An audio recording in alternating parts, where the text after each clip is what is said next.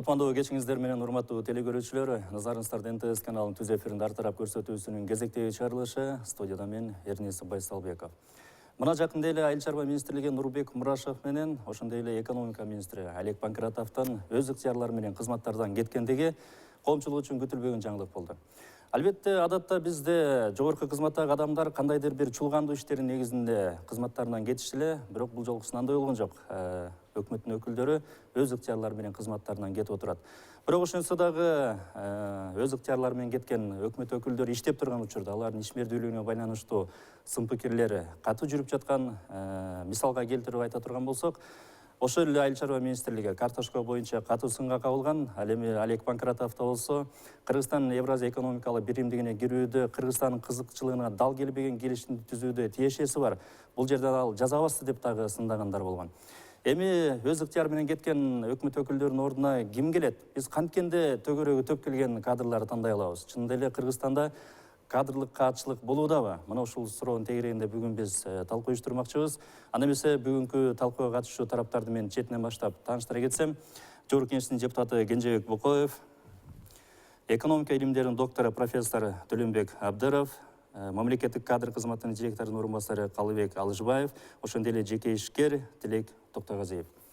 Урматтуу телекөрүүчүлөр, биздин талкууга сиздер да түз ободо катышсаңыздар болот. Ал үчүн 57 77 79 сандарын терип, өзүңүздөрдүн сурооңуздарды же ой пикириңиздерди билдирсеңиздер болот. Ошондой эле берүүбүздүн башында жалпы телекөрүүчүлөргө сурамжылоо иретинде суроо сала кетели. Өкмөт чынында эле кадрдык каатчылыкка кабылдыбы? Мына ушул суроого ооба же жок деп добуш берүү үчүн сиздер экранда көрүп жаткан 0554 2050 60 WhatsApp номер аркылуу өзүңүздөрдүн ой пикириңиздерди калтырсаңыздар болот.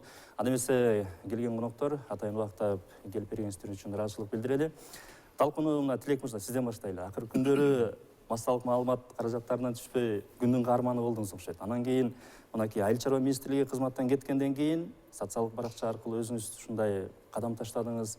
Айыл чарба министрлигине мындай реформа жасайм деп мындай өзүңүздүн демилиңизди көтөрүп чыктыңыз да. Анан кандай себептерден улам ушул кадам кырдыңыз? Эми себептер жөнөкөй эле. Негизи акыркы 7 жылдан бери ушул тармакта иштеп жүрөм, күнөсканаларды өнүктүрүп жүрөм. Анан акыркы 3 жылдан бери эле ушул ичине кирип көрүп, анан кандай көйгөйлөр бар экенин ошонун баарын көрүп туруп мен өкмөткө дагы, аппарат президентке да өзүм сунуштарымды киргизип жүрчү элем. Бирок алар айтып, жакшы экен, ойлоруң жакшы экен, молодец, азамат деп, бирок биз буга алыбыз жетпейт дегендей болчу да. Анан Мурашев ошо отставкага бергенде мен ойлодум, эгерде ким ушуларды аткарып алат? Мындай жөн эле сунуштаган ал баары эле сунушта болот. Жөн эле мындай критика кылып аткан баары эле критика болот. Бирок анда жоопкерчиликти алып, мен мындай кайра эле айтып коем, бул жоопкерчилик, бул жөн эле мен каалоом эмес. Биз түшүнүп атабыз, азыр айыл чарбада аябай чоң кризиске түштүк да. Ошол эле убакта дүйнө жүзүндө айыл чарба деген азыр жаңы технологиялык бир революция болуп атат да, айыл чарбадачы. Аякта азыр бизде кетмен менен элдер чабып жүрсө, дүйнөдө килттеген комбайндар, алар беспилотниктер болуп жүрүшөт да. Ошондуктан менин оюмча азыр кескин түрдө реформаларды киргизиш керек. Реформаларды киргизбейинче биздин хоть 100 киши мындай 1000 сомдон күнүгө тапса дагы биз тияктагы өнүккөн өлкөлөрдүн айыл чарбасына эч качан жете албайбыз. Аяктын өздүк баасы тыйындар болуп калат да. Анан биздин картошкаларыбыз жылдан жылга баасын өзүн актай албай, биздин дыйкандарыбыз жылдан жылга банкрот болуп, үйлөрүн кредиттерге салып, анан байкуштар ошентип миграцияга кеткенге туура келип калат да. Мына азыр эле көрүп атабыз, 1 миллиондон ашык киши биз өзүбүз түртүп салдык. Мына айыл чарбанын эчтекени өнүктүрбөй баары кеткиле деп тээп салдык алардычы. Байкуштар азыр Россия, Туркия, Эмираттарга, Америкага кетип калышты. Ошол жакта азыр иштеп жүрүшөт, башка жерде. Алардын балдары 277 000 балдар, азыр ЮНИСЕФтин маалыматы боюнча ата-энеси жок өсүп атат Кыргызстанда. Бул чоң социалдык бир кризиске алып келет. 10 жылдан кийин ошо балдар өскөндө эмнени айтышат? Алар ата-энеси жок өсүп калган балдар да. Мындай согушта болгон эмес. Сиз ушундай кадам таштагандан кийин коомчулук арасында сиздин дарегиңизге ар кандай сындар айтылып атат. Бир тарабы тыма күчтүү, ушундай жаштарга орун бериш керек десе, бир тарабы сиздердин жаш курагыңызга басым жасап, тажрыйбаңызга, жетекчилик тармагыңызда боюнча сын пикирлер айтылып атат да. Анан ушул жагына келгенде ушул сын пикирлерди таразалап бир мындай бир жыйынтык чыгардыңыз да. Эки нерсе айтылып атат. Мен жашмын. Анан тажрыйбам жок деп атат да. Экөөнө тең мен кошулам. Мен жашмын, бирок ошол жаштыкта энергия бар, жаштыкта амбициялар бар. Ошол жаштык болгону менен мен баарын айтып аткан нерсени жазганга алым жетет да. Плюс эл аралык деңгээлдеги бизнести, эл аралык деңгээлдеги мондай мамилелерди түзгөнгө мындай бүт шарттарым бар да. Анткени англис тилде кенен сүйлөй алам, айтып тиякта чет өлкөлүк чоң компаниялар менен сүйлөшкөнгө, башка элдердин министрлери менен сүйлөшүп, алар менен кызматташууну баштаганга алым жетет. Экинчи нерсе бул тажрыйба жоктугун айтып атышат. Ооба, менде мамлекеттик кызматта тажрыйбам жок. Бирок бул минуспу же плюспу? Менин оюмча бул чоң алып байган плюс да. Анткени бул системанын ичиндеги болуп аткан нерсеге мен билбейм, билгим да келбейт. Анын ичине өзүм сынгым келбейт, өзүмдү ийилгим келбейт. Ошол үчүн биякта кирип, именно айтып атам, мен дагы ушундай шарт койгом, министрликтин позициясына бирок президенттин колдоосу менен. Эгерде президент чын эле мына 2 жылдан бери айтылып атат, аймактардын өнүктүрүү жылы. Президент эле түшүнүп атат. Ошол эле убакта биздин премьер-министр менен бүт өкмөт ошону саботаж кылып атат. Эч кандай өнүгүү болбой атат. Наоборот, бизди кризиске киргизип атат да. 3 жылдан бери эле мына биздин дыйкандар баары эле ыйлап жүрөт. Айтып атат, мына бүттү үйдү саттык дейт. Ошондуктан менин оюмча президенттин сөзүн саботаж кылдырбай. Демек, баягы сиздин дарегиңизге айтылып жаткан 2 тармак боюнча дагы сиз мындай бир багытта мындай алгылыктуу иштеп кете алам деп ойлойсуз. Сөзсүз түрдө эми менде Бул боюнча да чоң команда менен келип атам да. Жалгыз эмес. Анан кийин мына Кенжебек мырза, Кыргызстанды агрардык өлкө дейбиз. Айыл чар тармагы Кыргызстандын бир чоң бир күрөө тамырынын бири да. Анан ушундай бир чоң тармакка ушундай жаштардын кетип бараткандыгын сиз кандай баалайт элеңиз? Эми акыркы убакта мынакей бизде айыл чарбада кризис болуп туруп, баардык баалар түшө турган жерине түшкөндөн кийин мен ойлойм, Кыргызстанда айыл чарба министрликти сындабаган киши калган жок да. Анткени бул ошондой абалга кептелди. Мына азыр эле бул жаш жигиттин кечтен бери ушул социалдык тармакта өзүн өзү көрсөтүп, аны коомчулук, жаштар колдоп аткан себеп эмнеден? Ал да бүгүнкү күндө биздин бийлик бутагында же өкмөттө министрлик деңгээлдеги кызматта кризис болуп атканын билдирет да. Эл, жаштар ишенбей өзүн өзү көрсөтүп атат. Мен жазайт элем деп. Бир күн мамлекеттик кызматта иштебеген жигит министр болом деп атат. Ал министрликте 5000 адам иштейт. Бирок жанагы айтып кеткендей, өтө көп тажрыйбалууларга ишенбей жатат. Алар реформа жасай албайт. Алар өзүнүн баягы көнүп калган креслосын алмаштырбайт дегендейчи. Ошондуктан мен ойлойм, бул негизги мындай комплекстүү проблема болуп чыкты. Мына бүгүн эле биз бул айтылган айыл чарба министр жана башка министрликтерге комитеттен ушул кандидаттарды кароо маселеси болду да. Ошол жерден премьер-министр келип кандидаттарды сунуштаганда суроолорду берип, албетте өткөндөн кийин мен айттым, ар бир кандидаттын хотя бы 3 эле пункттан турган программасы жок келди жогорку кеңешке. Мен айттым, 3 пунктту 100 күндө кайсы 3 пунктты жасайсың десем, жок. Айттыга эртең палатага хотя бы даярдап келсин. Мүмкүн алар аркасында ишеничи менен баргандар. Эми ишеничи мен күнүгө бул жерде иштеп жүрөм, билем деген да. Мисалы айыл чарбада 5 жыл орун басар болгон. Ал дагы рукапаратка болсо финансист алып келиптир, жана башка да. Эми мен айтайын дегеним, министр болом деген кандидат бул дайым болуш керек да. Бул жанагы биз депутаттар шайлоого бараткандай эле бир программа менен чыгыш керек да. Анан ошол программа 4 кандидат болсок, арабыздагы программа кимдики мыкты болсо, программа жеңиш керек да.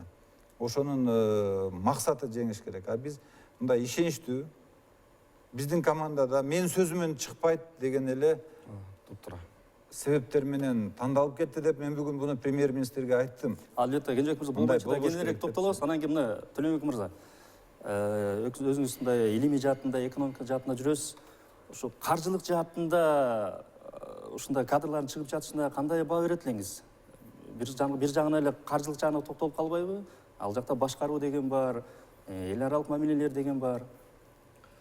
Бул эми баягы көйгөй болуп, аябай баягы кыйын маселе болуп аткандай мына ушул убакыт эле көрсөтүп атат. Эми жаштар келген себеби бул жакшы бир көрүнүш болуп атат. Эми баягы кайдыгерлик, баягы мамиле кылбай, өзү баягы патриоттук, аатулдук ушундай бир сезимдер пайда болуп, башкарайын деп анткени ушул аралашып жүрөт. Анан мен кылып көрөйүн деп атканы деле бул жакшы эле көрүнүш болуп атат. Бирок бул көрүнүш болуп, жакшы көрүнүш болуп, бул активист катары чыкканы менен, бирок бул мамлекеттин өзүнүн системасына аябай бир чоң залака тийгизип аткан кез болуп атат да. Анткени бул эми мамлекет өзү уже башкара албай калып, мындай бир жакшы бир нукка сала албай, ушундай бир кыйынчылыкка душар болгон үчүн мындай жаштар чыгып аткан ушундай бир белгиси болуп атат да. А эң негизгиси айта турган сөз, мына бүгүн Тилек деле мына эгерде колдоп кеткен күнү деле бул жигитти. Бул деле барганда бул системаны оңдой албайт эле. Канчалык жаш болбосун, канчалык баягы тилдерди билбесин, канчалык ошол системада иштеп тажрыйбасы топтолбосун, бирок система өзү ушундай иштеп атканы, бул деген кимиси келбесе деле ушул баягы жүргөн баягы жылдан жылга жүргөн бойдон эле ошону менен кала берет. Демек баягы калыптанып калган механизмге чайналып калат деп ойлойсуз? Чайналып калат да, кыйналып калат. Бул мен деген мына 2 күндөн бери мен деле ошол интервью берип атам, айтып атам. Бул негизги мамлекет жагынан бул философиясын өзгөртүш керек болуп атат. Ушу биздин бүт министерство, ведомстволордун философиясын өзгөртүш керек болуп атат. Эмнеге мына 5000 адамды топтоп алып ошол жакта деген кайдагы карап турсаң ушу укмуш көп маселелердин баарын өздөрүнө үйүп болушуптур. Бирок жанакы максат менен карап көрсөң, азык-түлүк жана коопсуздукту камсыздоо, анан жанакы өндүрүш, айыл чарба өндүрүш боюнча, анан жанакы кайра иштетүү өндүрүштү ошол максат экен да, баягы иштетүү. Эң негизгиси маселе. Значит, иштетүү болгондо өзүбүзгө калгандан тышкары ошону сатыш керек дагы. Ошондой бир мүмкүнчүлүк түзүш керек. А бирок биз деген карап көргүлө, мына жерлерде барсаң эле отчетторду эле алып эле, бул өзүнчө эле бир экинчи стат комитет болуп калган. Минсельхоз. Анан ошонун негизинде биякта деген иштер жүргүзбөй атат. А мына картошканын маселеси, башка дагы айыл чарба продукциянын маселелери, кайта иштетүү жана өндүрүштөр жакшы жанданбай, алар иштеп атканы, бул деген системалуу. Биякта деген көргөйлүү. Демек, бир сөз менен айтканда, Тилек мырзага анча ишеним арта албай турасыз. Эми мен бул өзү жигитти мен билем. Биз чогуу мына иштешип, мына бир немелерди, проекттерди жасаганга ушуну аракет кылганбыз. Бирок бул системаны көргөндө эле мына биз деген аябай жакшы баштаганбыз. Минэкономикадан баштап мына Күнөз каналы аябай жакшы проекттерди алып келген. Биз ошону менен чыгып, Минэкономикада мына иштетип, ошонун баарын кылалы десек эле, башында аябай жакшы болуп келатып эле ошону менен эле тынчып калды да, мындай. Ошол Минсельхозго барганда деле ошондой болуп калат да. Бул баягы системанын ичине бир өзгөртпөсө, адак мындай демилге чыгарып атканы бул жакшы. Албетте система боюнча дагы кененирээк токтолобуз. Анан кийин мына кадр кызматындагы өкүлү келип отурат. Албетте, мисалы үчүн өкмөт өкүлү, жогорку кызматтарда сиздер сунуш албасаңыздар дагы, кийинки тепкичтердеги, сиздердин өзүңүздөрдүн деңгээлиңиздердеги кызматтар бар да. Анан ошол кийинки тепкичтердеги кызматкерлер деп коюуда, сунуштоодо сиздерден дагы бир катачылык кетип аткандар. Эми өзүңүздөр билип аткандай, азыркы айтылып аткан кызмат орундары бул саясий кызмат орундарына кирип кетет. Бул жерге кызмат ордуна, ошол жерге кишини тандап коюш бул Кыргыз Республикасынын конституциясында көрсөтүлгөн. Ошол конституциянын негизинде мына бүгүн жогорку кеңеште ошол премьер сунушталган кандидаттарды талкуулап, анан ошолор боюнча өздөрүнүн сунуштарын айтып болуш керек. Мынакей азыр мына биздин жогорку кеңештин депутаты өзүнүн сөзүндө да айтып кетти. Эми ал эми мамлекеттик кадр кызматына болсо, ошол биздин республикадагы ошол мамлекеттик жана муниципалдык кызматты жөнгө салуудагы ыйгарым укуктуу орган болуп ушул биздин мамлекеттик кадр кызмат эсептелинет. Эми биз негизинен административдик кызмат ордун ээлеген кызматчылар менен иш алып баруу мына биздин түздөн түз милдетибиз.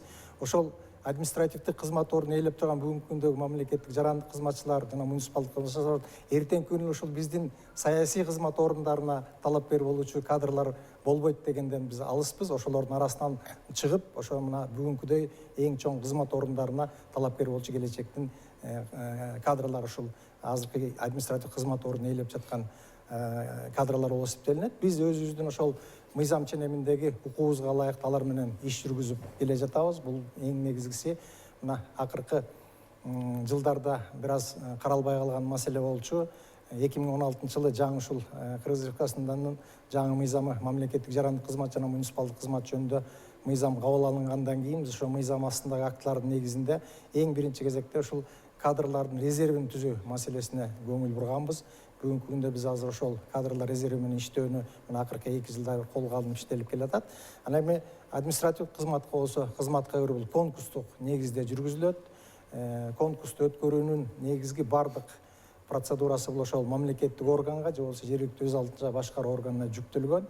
Ушул биздин кадр кызматы аркылуу болгону жана компьютерлик тестирлөө этабын бизден өткөрүшөт. Бул тестирлөө 2 бөлүктөн турат. Биринчи ушул биздин республикадагы ушул мамлекеттик жарандык кызматка жана муниципалдык кызматка тиешелүү мыйзам ченемдиктерин билүү жана өзүнүн ошол иштей турган кызмат ордуна тиешелүү мыйзамдарды билүү. Ушул 2 багытта тестирлөө өткөрүп берүү мына биздин милдетибиз. Рахмат. Биздин катарга жаңы кошулган телекөрүүчүлөр болсо эскерте өтөлүп, бүгүн биз ар тарапта кадр маселеси боюнча кеп козгоп атабыз жана ошондой эле берүүбүздүн башында жалпы телекөрүүчүлөргө суроо салып өттүк эле. Өкмөт кадрдык катчылыкка кабылдыбы деген. Мына ушул суроого жооп берүү үчүн сиздер 554 20 50 60 номерине ооба же жок деп өзүңүздөрдүн добушуңуздарды берсеңиздер болот. Азыр бизде жарнамалык тыныгы бар экен, андан кийин берүүбүздү улантабыз.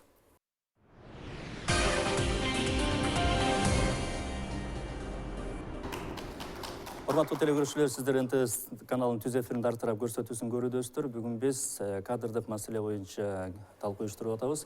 Анан кийин мына Кенжебек мырза эми жоопкерчилик жагына келдик турган болсок да, мынакей Айыл чарба министрлиги кетти. Убагында канчалаган сын пикирлер айтылды. Ушу менен маселе жыйынтылып калабы? Жоопкерчилик ким алат? Ошол сунуштаган фракция алабы же жалпы жыйында ошол өкмөт өкүлүнүн кызматка келсин деген добуш берген жалпы парламент жоопкерчилик алабы? Ким алат жоопкерчиликти?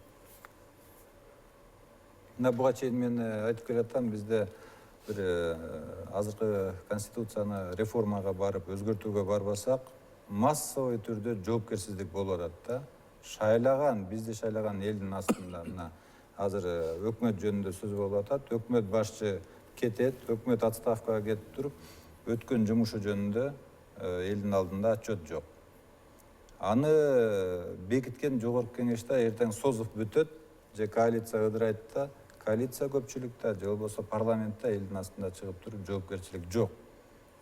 Анткени аткаруу бийлиги жооп берет дейт. Кече көрүп атасыңар да. Анан кийин мен ойлойм, президент болсо өкмөткө тиешеси жок деп ал да элдин алдында жооп бербейт. Ошондуктан биз сунуш кылып келатабыз, жеке мен да айтып келатам, биз келечекте конституциялык реформага барып туруп, же элдин астында аткаруу бийлигине жооп берген түз шайланган президент болуш керек, президенттик системага өтө турган болсок, же болбосо парламент жооп бере турган болуш керек. Анда парламент шайлаган премьер-министр мамлекет башчы болуш керек да. Таза парламенттик системага. Ушул экөөнүн бирөөнү өтүш керек да. Бизде азыр мындай аралаш система болуп атпайбы? Жогорку кеңеш азыр системада жоопкерчиликти каралбай калабызбы? бекиткени менен азыркы премьер-министрди ким көрсөттү? Албетте баарыбыз билебиз, ал президенттин өрүк аппаратынан келген. Мына көрдүңөрбү? Ошондуктан азыр конституцияда премьер-министр кадрга да, ошол жерде өкмөт мүчөлөрүнө да негизи кыргыз өкмөтүнүн жумушуна жеке жоопкерчилик тартат деп так жазылган. Ошондуктан бардык жоопкерчилик бүгүнкү күндө аткаруу бийлиги үчүн премьер-министрдин мойнунда. Анан кийин эми мына азыр кадр кызматы жөнүндө бир аз сөз болуп калды, мен эстегенди айта кетейинчи. Кадрда бардак дегендерчи. Мен бүгүн дагы суроо бердим премьер-министрге. 453 айыл өкмөтүндө бүгүнкү күндө 1200 ваканттык орун бар да. Мына жаштар деп атабыз. Жогорку окуу жайын бүтүп туруп эле эч ким айлыга барбайт. Ошондуктан кадр кызматынан 30 сурооду, 30 баллды ала албай 1200 ваканттык орун 453 айыл өкмөтүндө. Это орточо 3 бош орун бар да, ар бир айыл өкмөттө Кыргызстан боюнча. Өтө албайт, же эч ким барбайт. Кантип барат? Айлыгы 6000 сом. Ушу Бишкектеги жаштар айыл өкмөткө барып туруп азыр жер адис болуп иштегиси келбейт да, 6000 сом айлыкка ким барат? Мына азыр жаш кадр жооп берсин. Бунун достору барабы айыл өкмөткө? Жер адис, соц адис болуп 6000 сом айлыкка. Ошондуктан 1200 адамдын орду бош чалып бар экен, кечиресиз.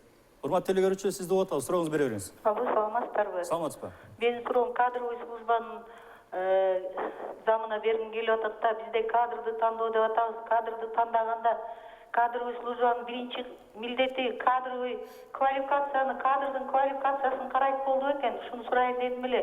Себеби мен өзүм ошол кандай десем, мамлекеттик кызматта иштеген киши катары айыл чарбасын бүткөндөр эле кабыл алына берет деп мисселхозго алып барып отургузуп коюшат да.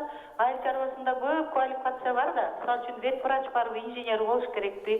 Же агроном барып койлорго укол салабы?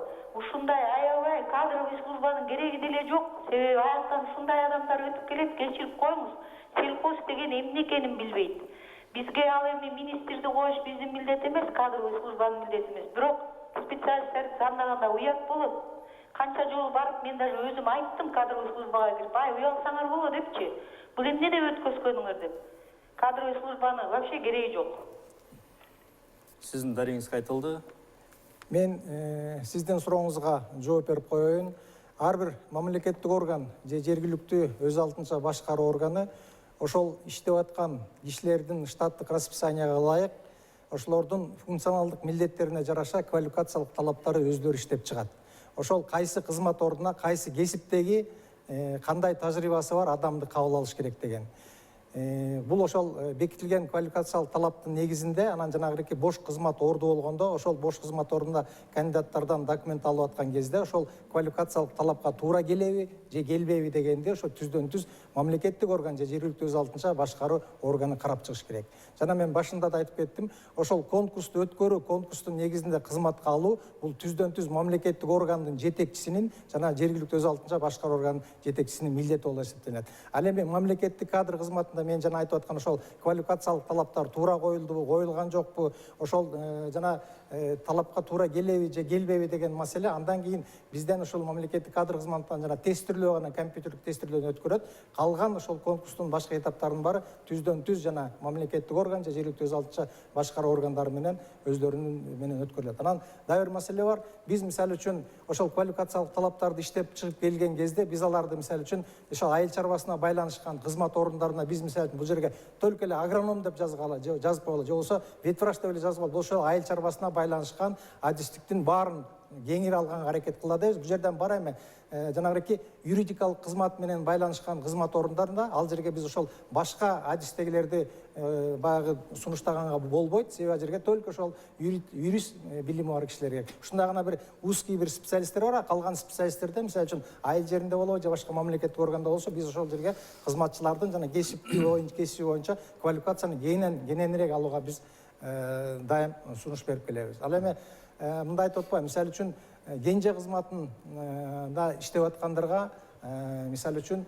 башка кызмат орундарында иштеп жетекчи адис болуп же болбосо башка адис болуп анан өйдө жогорулатырган ошо жана тестирлөөдө мисалы үчүн ага жеңилдетилген суроолор каралган, жеңилдетилген шарттар түзүлүп берилген. Биз ошол жана бүтүп келген жаңы адистерди же болбосо жаңыдан ушул мамлекеттик же муниципалдык кызматка кирем дегендерге биз колдоо көрсөтүү максатында жана тестирлөөгө биз жанагындай бир жеңилдиктерди караганбыз. Бирок кичине биз аларды ошо аймактарга тартууда жеңилдиктерди берүү менен алардын сапатына көз жазым калып кетпейби? Эми бул жерден мындай да, биз азыр кайсы кызматка, кайсы жерге бир сунуштабайлы биринчи кезекте ошол жердеги эмгек акысынан башталат.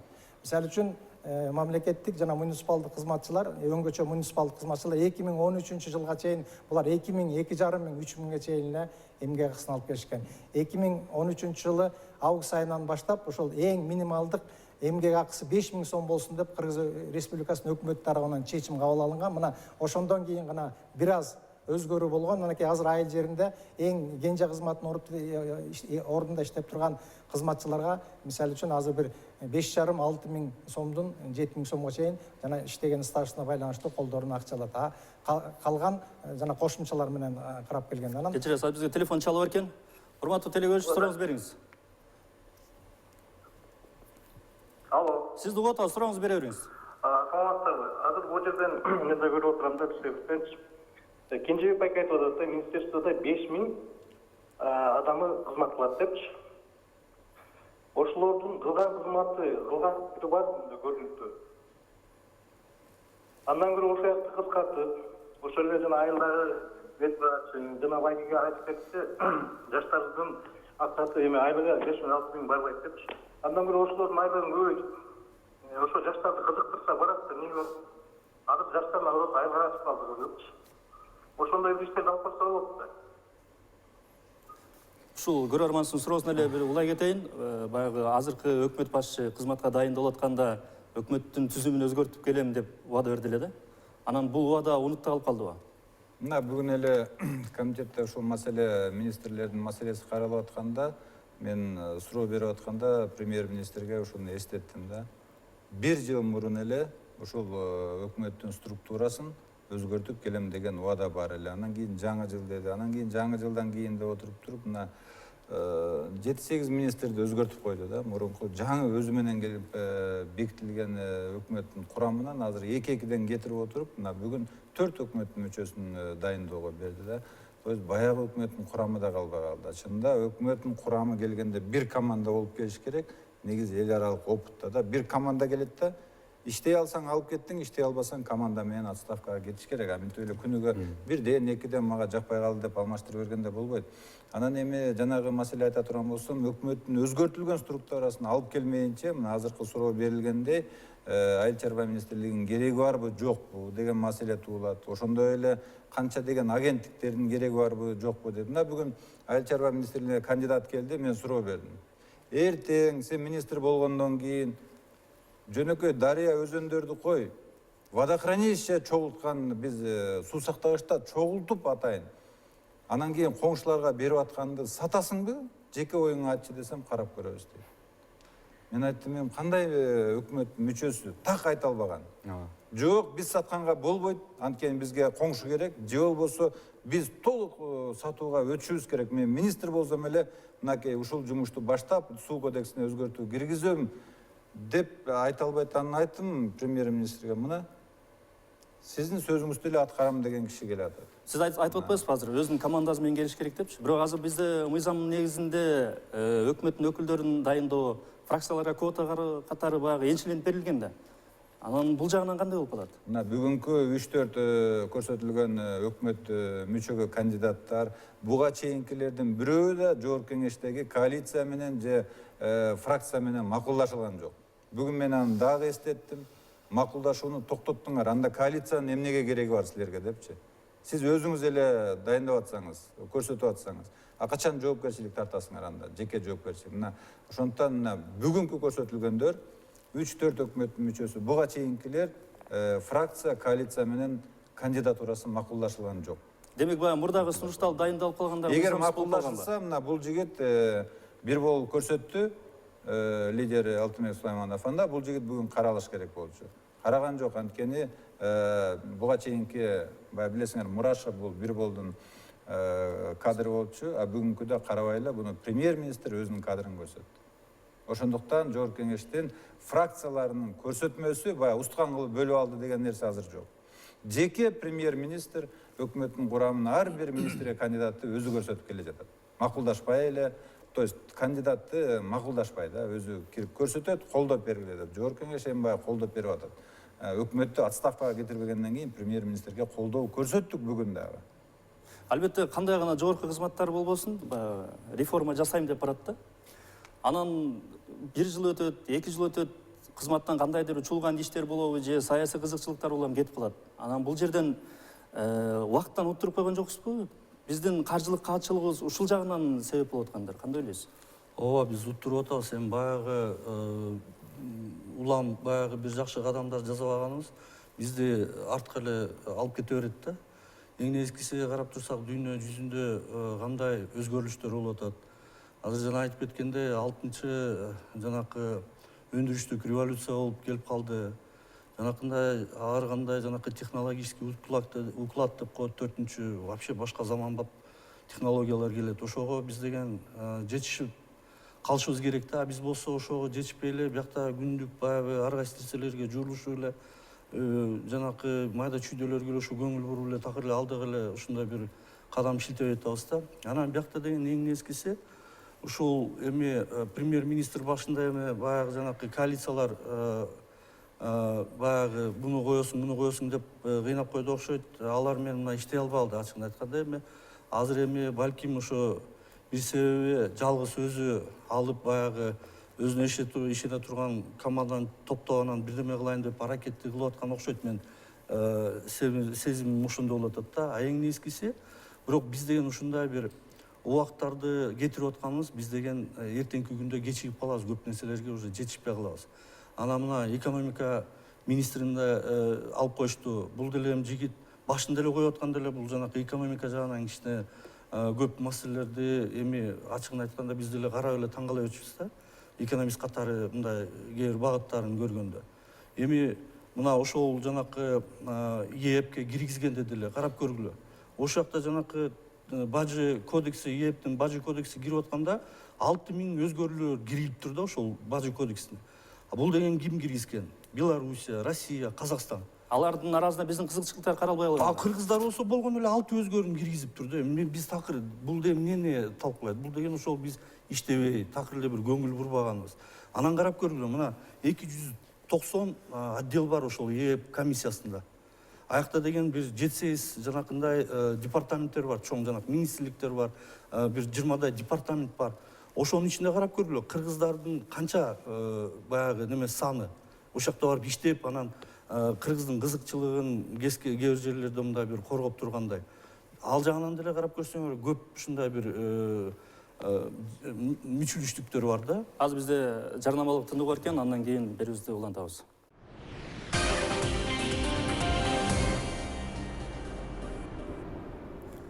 Урматтуу телекөрүүчүлөр, сиздер ар тарап көрсөтүүсүн көрүдөсүздөр. Бүгүн биз кадрдык каатчылык боюнча талкуу иштеп атабыз.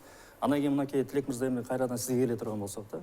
Биз канчалаган министрликтин ишмердүүлүгүн, өкмөттүн тармактарын талкуулабай эле баардык маселе келип каржылык жагына эме такылат да. Каржылык болсо эле ушуну жасамакпыз дегендейчи. Анан баягы кыргызда айткандай төшөккө карап бутсун деп коет эмеспи? Анан сиз бара турган министрликтин кандай ойлойсуз? Мындай колдо бар мүмкүнчүлүктү пайдаланууга мүмкүнбү? Албетте, бизде бир негизи эле жалпы мамлекетибизде, мамлекеттик башкаруу системасында бир мындай бир фундаменталдуу көйгөй бар да. Мамлекеттик башкаруу системасы Советтик Союздан баштап өзгөрүлгөн жок. Кандай айыл чарба министрлигинде дагы план коебуз, отчетторду алабыз, отчеттордо туура эмес алынышат, баала эмелери сандарын бүт бары туура эмес. Ошол эле заманда дыйкандар өзүнүн жашоосу менен жүрөт да. Ар бир дыйкан өзүнүн турмушун алып кетет. Негизи экөө бирөө булар асманда жүрсө, эл жерде жүрөт да.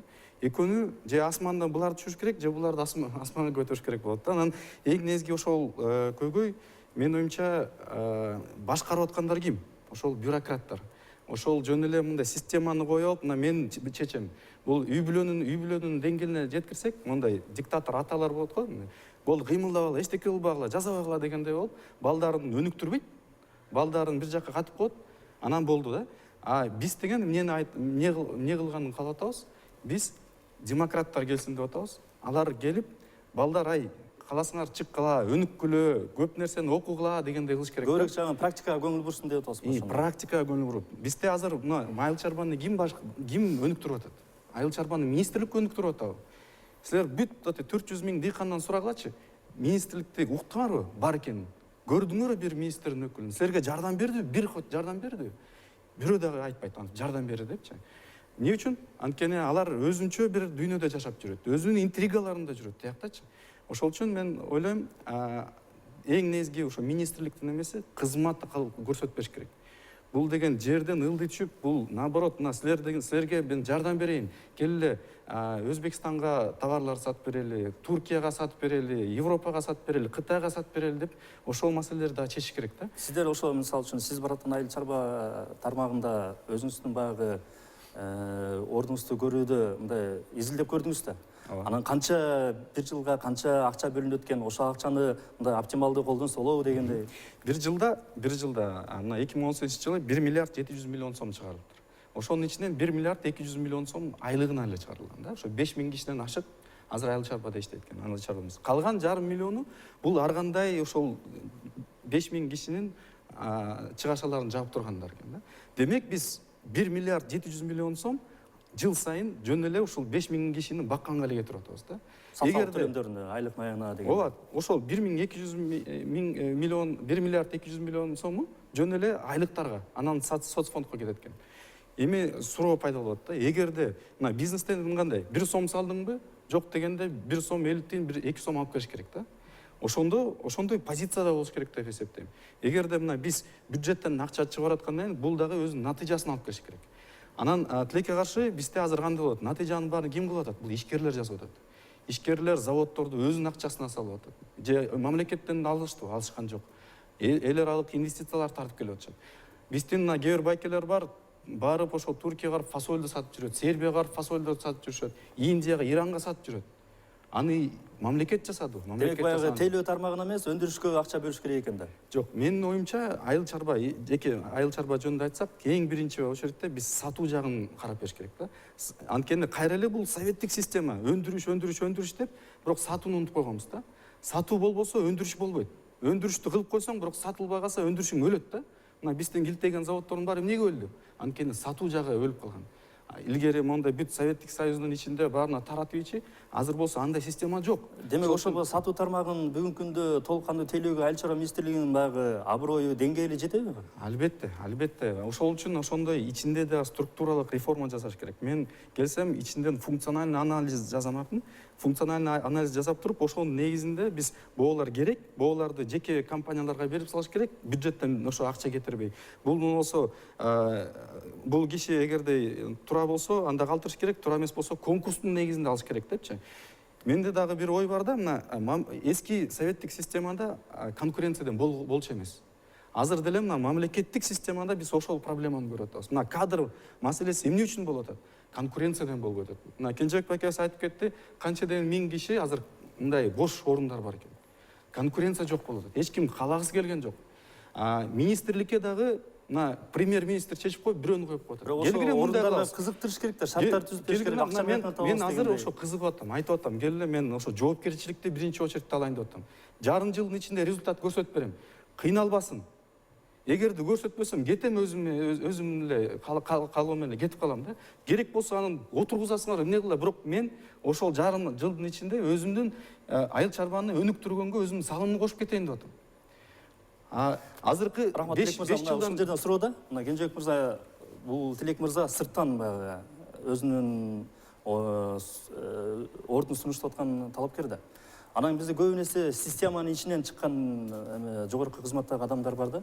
Анан бүгүнкү күндө чын эле ушундай зарылчылык келди, сырттан баягы адамдар дайындалсын деген. Негизи айтылат да, мисалы ички иштер министрлигин реформа кылганды, анын өзүнүн министри калбайт да. Аны системанын ичинен эмес, сыртынан келип туруп реформа жасаш керек да. Ошо жогорку кеңештин форматында. Ошондой эле мынакей айыл чарба министринде 5 жыл орун басар болуп отурган ал ичини азыр жоюп кырып сала албайт. Ооба да. Бир жагынан бул жигиттики туура келип алып туруп, мен көнгөн эмесмин, мен креслого жабышпайм деп атат да. А биздин момундай опыты бар чиновниктер ал системага жабышып калган. Ал эртең пенсияга чыкканда деле кеткиси келбейт. Отура берет да. Ал шайланып келген жок, ал чиновник. Ошон үчүн биз ушундай саясий кызмат орундарына конкреттүү убакытта 1 жыл, 2 жыл келип иштеп, өзү кайра өзүнүн жумушуна саясатта токтотуп кетип калат. Демек баягы жаңыча ыкмага мезгил келип жетти. Толук жаңыча ыкмага жаңы көз караш, жаңы кан келиш керек да. Рахмат. Азыр бизде телекөрүүчү бар экен, ойлук конечно чыгып. Сурооңузду бере бериңиз. Алло, салам алейкум. Алейкум ассалам. Азыр жаңы жетекчилерди шайлап атасыздар, Минселхозду, анан берки жемени. Ал азыр депутаттар келгенде айтып атат. Алар өздөрүнүн кадрлары менен келиш керек, командасы менен деп. Жаңы шайланган киши каяктагы команданы тапмагылы.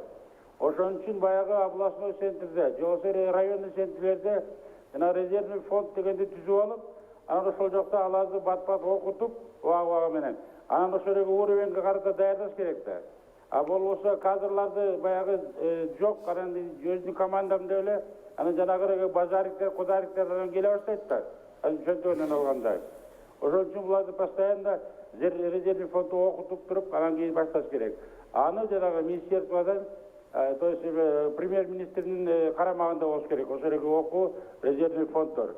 Анан Минселхоз эмеси, кризис барбы деп атасыңар, чоң кризис азыр. Рахмат. Эми азыр карасаң, мына айыл чарба министри жөнүндө сөз болуп атат. Айыл чарба министри өзү декабрь жаңы жылда эле кетиш керек болчу. Баягы 18-жылдын айыл чарба продукциясын сатуу сырыф болгондон кийин картошка чиргенде эле кетиш керек болчу. Жок, мартта бардыгы чирип бүтүп, мен свалкага ыргыткандан кийин кетем деп эмес. Черный калошаны алгандан кийин эмес. Ошондой эле эми андан бери премьер-министр деги 100 баланы отургузуп алып туруп, тандасаң да тандаш керек эле да. Мында эл көрүш керек эле. Мына ордуна бул чындап тандады депчи. Керек болсо конкурс жарыялап, мындай официалдуу кадр кызматы эмес, мындай кимдин көз карашы бар?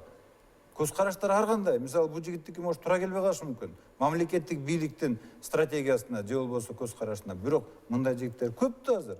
Продвинутый. Чет өлкөлүк рыноктарда, базарларын мындайча айтканда сүзүп жүргөн балдар бар да, ошолорду карап туруп мүмкүн биздин кадрларыбыз бар чет өлкөдө жүргөн кыргыз балдар. Мен ойлойм, кадрды тайынлап коюш керек эле, убакыт бар болчу, жарым жыл. Анан кийинкисин азыркы келгенде мындай ката кетирбей тандаш. Эң эле жалко бүгүн эмне? Убакыт. Убакыт өтүп атат. Мына Жана сиз сөзүңүздүн башыңызда айтып атыңызбы, кадр тандоодо анан өзгөрүү болбой жатат да. кичине эле кадр тандоодо кичине мүчүлүштөр бар депчи. Анан азыркы эле системаны ала турган болсок да, мисалы үчүн өкмөт өкүлү кайсы фракция тарабынан сунушталат, жалпы парламенттин талкуусунда коюлат дегендей. Бирок баарыбыз эле билебиз, эч бир суроого жооп бере албаган Ички иштер министрлиги министр болду. Анан бул жагынан келгенде сиздер деле мындай башкасын алып кел деп мындай өткөрбөй койсоңуздар болот эле да ошол убактачы. Парламенттин жоопкерчилиги. Парламентте биз ошол ишенимди Абылгазиевдин өкмөтүнө бергенбиз да. Абылгазиевди болсо билесиңер, деги көпчүлүк көрсөткөн. Парламентте 6 партия бар, ошонун ичинде чечүүчү фракциялар биригип туруп өкмөттү курайт.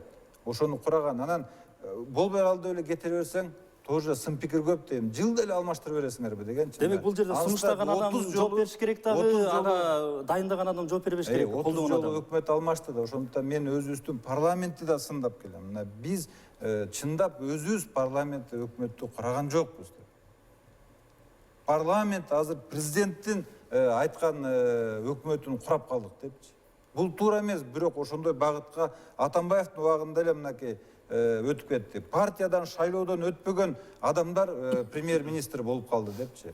Мына билесиңер, Атамбаев шайланды премьер болуп, Бабанов шайланды премьер болуп, лидер партиялар. Анан кийин эле кетти. Жантөре Сатыбалдиев, Оторбаев, Сариев шайлоого өтпөгөн, же болбосо партиясы жок адамдар премьер-министр болуп, то есть командасы эмес, өзү эле келип атат. Мындайча айтканда подставной болуп калды да. Болду, президенттин айтканынан чыкпайт. Мынакей ошону Сапар Исаков да келди, жаштардан. Кеп кылансак да, мындай. Эмне болду ошолор? Кечиресиз, Кенжебек мырза айтпадыбы, чын эле Кыргызстанда кадрдык каатчылык бар депчи. Анан кийин мына кадрдык кызматы сиздер кызматкерлер сунуштайт экенсиздер. Акыркы учурларда мисал келип айтсаңыздар сандар менен. Сиздер сунуштаган канча адам кызматка дайындалды? Анткени сиздердин дарегиңиздерге ар кандай сындар айтылып атат. Сунушталган адамдар ар дайым эле ордун таба бербейт дегендей, жогору жактан мындай сигнал келет дегенде, буга кандай жооп берет элеңиз? Мен азыр сенин сурооңо жооп берерден мурун жана тиги теле көрүүчүнүн айтканына бир маселени айтып коет элем. Ал киши айтып атпайбы, азыр эми жаңы министр келди, өзүнүн командасы менен келип, анан ошол жерде кадр алмашуулар башталат деп. Мен жана башында айтпадымбы? Жана мамлекеттик жарандык кызмат жана муниципалдык кызмат деген мыйзамдын эң негизги бул максаты бул да. Жана министр бул саясий кызмат ордун ээлеп турган киши.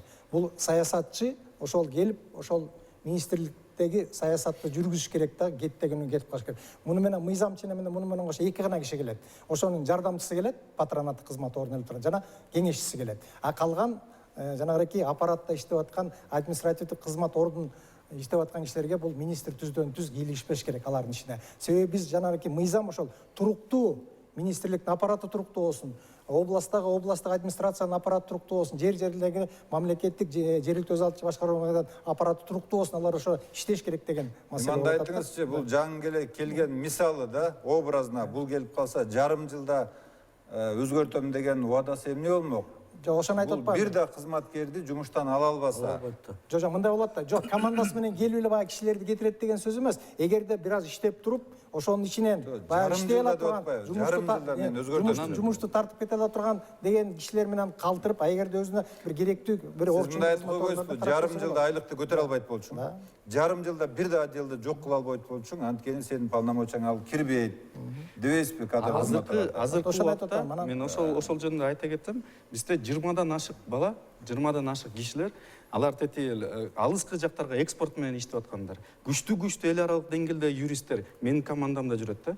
Алар деген айлык үчүн иштеген келе жок. Эми 15 миң, 18, 20 миң сом үчүн эмне кылат алар? Алар деген и так эле курса ток алар деген ушу мамлекетибизге өзүбүздүн салымыбызды кошуп келелер. Мен ошону жазгандан кийин баары колдоп келишти. Керек болсо Америкадан Google'да иштеген балдар айтып атат. Келе биз деген сугаруу системасын бүт автоматизация кылып берели. Ичиндеги мамлекеттик башкаруу системасын автоматизация кылып берели, санариптештирип берели. Акча кереги жок дейт. Биз өзүбүздүн салымыбызды кошуп берели. Азыркы убакта мына мен менен кошо мен жалгыз эмесмин, күчтүү команда менен келип, ошонун баарын өзгөртүп берем деп биз өзүбүздүн ыктыярыбыз менен жасап берели десек дагы ошону бербей атат да. Анын ордуна азыркы 5 жылдан бери ушул кризиске алып келген министрдин ордун басарын кайра коюп атышат да. Анан менин оюмча негизги нерсе бизде Кыргызстанда ушул жогорку бийликте министрлердин деңгээлинде конкуренция жетишпей атат. Мен ошол үчүн бүгүн дагы биздин азыркы жаңы министр боло турган кишини Эркинбек Чодуевду күрөшкө чакырып атам да. Келгиле дебат кылалы. Келгиле жөн эле кимдин кишиси деген эмес, биз программаларыбыз менен чыгалы. Кимдин программасы күчтүү болсо, керек болсо мондай дебат болсун, сандар менен болсун. Анан керек болсо мүмкүн жогорку кеңештен дагы бир кишини премьер-министр алып келбей, 5-6 кишини алып келсин, ошонун арасынан эң мыктысын тандап алсын. Бирок жөн эле мына айтып атпайбы Кенжебек байке, суроону берсең жооп бере албайт дейт. Андай министрлер эмне кылат? Эгерде азыр жооп бере албаса, кийин эмне кылышат? Кийин эле жооп бере албай, булар мейли мен кетип калайын деп кетип калып атышат. Албетте бул маселе парламентте эл өкүлдөрүнүн таразасында коюлат дегенде бизге бөлүнгөн убак дагы аягына келип жетти. Жана биз берүүбүздүн башында жалпы телекөрүүчүлөргө суроо салып өттүк эле. Өкмөт кадрдык каатчылыкка кабылдыбы деп. Ооба дегендердин саны 115 экен, ал эми жок дегендердин саны 35. Урматтуу телекөрүүчүлөр, бүгүн биз ар тарапта кадрдык каатчылык маселеси боюнча талкуу уюштурдук. Берүүнү мен Эрнис Байсалбеков алып бардым. Кийинки берүүдөн көрүшкөнчө.